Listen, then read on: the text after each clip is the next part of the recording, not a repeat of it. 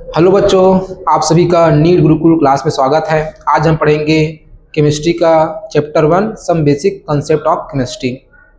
इस चैप्टर को पढ़ने से पहले हम सबसे पहले पढ़ेंगे यूनिवर्स के बारे में, ब्रह्मांड के बारे में। ठीक है, तो जो यूनिवर्स है उसका जो उत्पत्ति है, ओरिजिन है, वो आज से करीब 13.8 अरब वर्ष पहले हुआ था।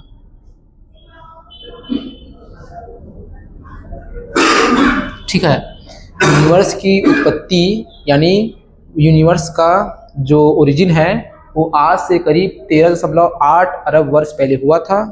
और यूनिवर्स दो भागों से मिलकर बना होता है। पहला है आपका मैटर यानी कि पदार्थ, और दूसरा है आपका एनर्जी यानी कि ऊर्जा। तो जो यूनिवर्स है, ब्रह्मांड है, वो पदार्थ और ऊर्जा दोनों से ही मिलकर बना हुआ है।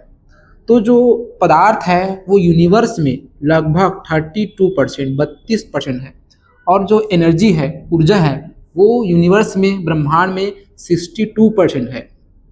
ठीक है, इन दोनों के कंट्रीब्यूशन से क्या बना हुआ है? यूनिवर्स बना हुआ है, यानी कि ब्रह्मांड बना हुआ है। अब देखो, मैटर ये दो टाइप के होते हैं। एक होता है आपका नॉर्मल मैटर, दूसरा होता है आपका डार्क मैटर। जैसे आपका प्लैनेट यानी कि ग्रह हो गया, जैसे कि आपका स्टार हो गया, जैसे कि आपका पार्टिकल हो गया, जैसे कि आपका डस्ट हो गया, एटसेट्रा। ये सभी क्या है? आपका नॉर्मल मैटर है, मतलब इसको हम देख सकते हैं। ठीक है ना, इनका मास है, तो ये सब क्या हो गया? Normal matter. ये यूनिवर्स का 5% हिस्सा बनाते हैं। दूसरा आपका डार्क मैटर, ये यूनिवर्स का 27% हिस्सा बनाते हैं। ये डार्क मैटर क्या है? ऐसा मैटर जो यूनिवर्स में है लेकिन दिखता नहीं है। क्यों? क्योंकि ये जो एनर्जी है, जो प्रकाश है, जो ऊर्जा है, उसको ना ये अपने अंदर समाती है और ना ये इसको बाहर निकालती है। यानी ये ऊर्जा को ना ही इमिट करती है और ना ही एब्जॉर्ब करती है, जिसकी वजह से ये हमें दिखाई नहीं देता। ठीक है, और 27% पूरे यूनिवर्स का ये बनाता है। और ये क्या काम करता है? जो गैलेक्सीज हैं, जो आकाश गंगाएं हैं, उसको गुरुत्वाकर्षण बल के थ्रू आपस में जोड़ने का काम करता है डार्क मैटर। ठीक है, ये हो गया। उसके बाद एनर्जी।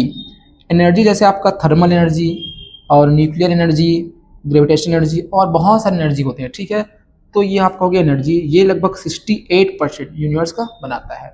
उसके बाद हम पढ़ेंगे बच्चों मैटर के बारे में, पदार्थ के बारे में। ये क्या होता है? देखो, मैटर यानी कि पदार्थ, जो कोई भी जिसका मास होता है, जो स्पेस ऑक्यूपाई करता है, जो स्थान घेरता है, जिसका द्रव्यमान होता है, उसको हम बोलते हैं मैटर। ठीक है, मैटर को हम दो तरीकों से क्लासिफाइड करते हैं। एक हो गया फिजिकल स्टेट के बेस पर, दूसरा हो गया आपका केमिकल स्ट्रक्चर के बेस पर। अब देखो, अगर मैं मैटर को फिजिकल स्टेट के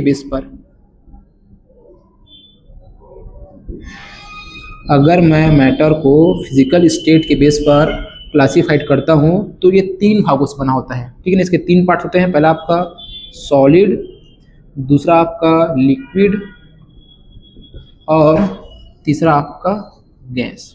ठीक है ना, तो मैटर का जो स्टेट है वो 3 टाइप के होते हैं, सॉलिड, लिक्विड और गैस। इसके बेस पर? फिजिकल स्टेट के बेस पर। ठीक है ना, सॉलिड में जैसे आपका आइस क्यूब, ठीक है ना, लिक्विड में जैसे आपका H2O वाटर, ठीक है, और गैस में आपका जैसे मान लो एयर। ठीक है ना, तो ये सॉलिड, लिक्विड और गैस, ये सब क्या होते हैं? मैटर के स्टेट होते हैं। ठीक है ना, अब उसके बाद पढ़ेंगे केमिकल स्ट्रक्चर के बेस पर। तो केमिकल स्ट्रक्चर के बेस पर जो मैटर है वो 2 टाइप से होते हैं। पहला आपका प्योर सब्सटेंस, दूसरा है आपका मिक्सचर। देखो, प्योर सब्सटेंस क्या होता है? ऐसा सब्सटेंस जो एक ही टाइप के पार्टिकल से मिलकर बना होता है या एक ही टाइप के कणों से मिलकर बना होता है, उसको हम बोलते हैं प्योर सब्सटेंस। जैसे आपका एलिमेंट यानी कि तत्व, दूसरा आपका कंपाउंड यानी कि यौगिक। अब देखो, एलिमेंट यानी कि तत्व, ये क्या होता है? ऐसा सब्सटेंस जो एक ही टाइप के एटम से मिलकर बना होता है, उसको हम बोलते हैं एलिमेंट। जैसे आपका Au सोना, दूसरा आपका चांदी Ag, जैसे आपका ऑक्सीजन। तो ये सभी क्या है? एलिमेंट है। क्यों? क्योंकि जो सोना है, जो गोल्ड है, उसका जो एटम है वो सभी एटम आपस में सिमिलर होंगे। जो चांदी है जो कि एलिमेंट है, इसके भी सभी एटम आपस में सिमिलर होंगे। तो जो कोई भी सब्सटेंस जो एक ही टाइप के एटम से मिलकर बना होता है उसको हम बोलते हैं एलिमेंट यानी कि तत्व। उसके बाद कंपाउंड, ये क्या होता है? कंपाउंड देखो एग्जाम्पल के तौर पर जैसे आपका H2O यानी कि सॉरी वाटर हो गया, सॉल्ट हो गया। देखो कंपाउंड क्या होता है? ऐसा सब्सटेंस जो एक ही टाइप के मॉलिक्यूल से मिलकर बना होता है, जो एक ही टाइप के अणुओं से मिलकर बना होता है उसको हम बोलते हैं कंपाउंड यानी कि यौगिक। जैसे आपका पानी, पानी क्या है? कंपाउंड है, यौगिक है। क्यों? क्योंकि ये एक ही टाइप के मॉलिक्यूल H2O तो वाटर जो है बहुत सारे H2O के मॉलिक्यूल से मिलकर बना होता है।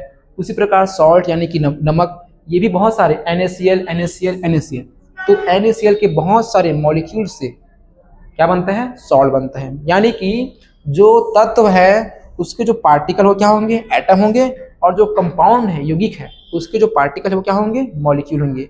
तो किसी एक एलिमेंट की सभी एटम्स आपस में सेम होंगे और किसी एक कंपाउंड की सभी मॉलिक्यूल आपस में सेम होंगे। ऐसा दूसरा पढ़ेंगे। अब देखो, ये देखो कंपाउंड का एक और डेफिनेशन है। जब दो या दो से ज़्यादा एलिमेंट आपस में फिक्स रेशियो में मिलते हैं तो क्या बनता है? कंपाउंड बनता है। जैसे मान लो H2O में हाइड्रोजन है और ऑक्सीजन है। यहाँ पर हाइड्रोजन का जो रेशियो है वो 2 है और ऑक्सीजन कितना है आपका? 1 है। तो H2O यानी कि वाटर में ऑक्सीजन 2 और हाइड्रोजन 2 और ऑक्सीजन 1, तो 2:1। तो यहाँ पर जो वाटर है वो हाइड्रोजन और ऑक्सीजन के 2:1 से मिलकर बना हुआ है। ठीक है। अब उसके बाद है आपका मिक्सचर। तो जब हम सब्सटेंस को किसी भी रैंडम रेशियो में मिलाते हैं, मिक्स करते हैं, तो क्या बनता है? आपका मिक्सचर बनता है। मिक्सचर यानी कि मिश्रण।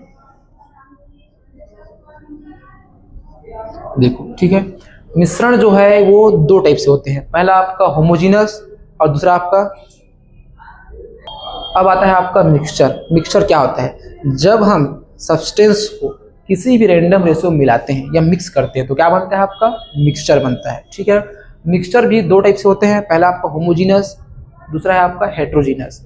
अब होमोजीनस क्या होता है? जब हम जो कंपोनेंट्स है, जो घटक है, जो सब्सटेंस है, उसको जब मिलाते हैं तो आपस में एकदम यूनिफॉर्मली समान रूप से आपस में मिक्स होते हैं, तो उसको बोलते हैं होमोजीनस मिक्सचर। जैसे आपका एयर यानी कि हवा हो गया और ब्रास हो गया। ठीक है ना। तो हवा भी क्या है? आपका होमोजेनस मिक्सचर है। हवा में बहुत सारे क्या होते हैं? गैस होते हैं। जैसे आपका ऑक्सीजन हो गया, नाइट्रोजन हो गया, हाइड्रोजन हो गया, कार्बन हो गया। तो बहुत सारे गैस आपस में मिक्स होते हैं और क्या बनते हैं? Homogeneous mixture.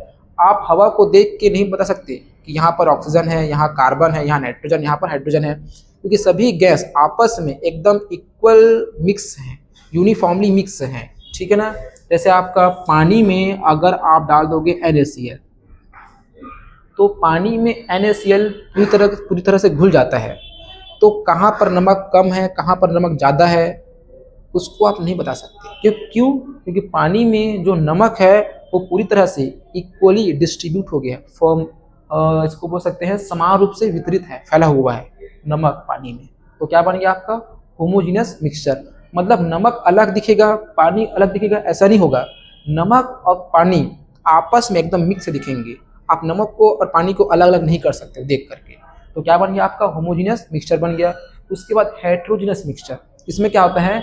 जो कंपोनेंट्स हैं, जो घटक हैं या जो सब्सटेंस को मिक्स कर रहे हैं वो अलग अलग होते हैं। इसको हम देख के बता सकते हैं कि ये कंपोनेंट्स ये है और ये कंपोनेंट्स ये है।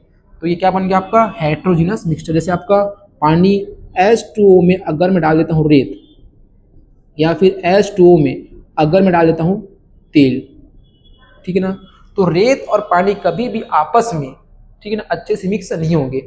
रेत अलग दिखेगा और पानी अलग दिखेगा। वैसे ही आपका पानी और तेल को आपस में मिक्स करोगे तो तेल अलग दिखेगा और पानी अलग दिखेगा। तो यूनिफॉर्मली डिस्ट्रीब्यूशन यहाँ पर नहीं होगा, किसमें? हेट्रोजीनस मिक्सचर में। ठीक है। अब देखो जो तत्व है, जो एलिमेंट है, इसको भी हम आगे और क्लासिफाइड करते हैं। जैसे आपका मेटल, नॉन मेटल और मेटलॉइड।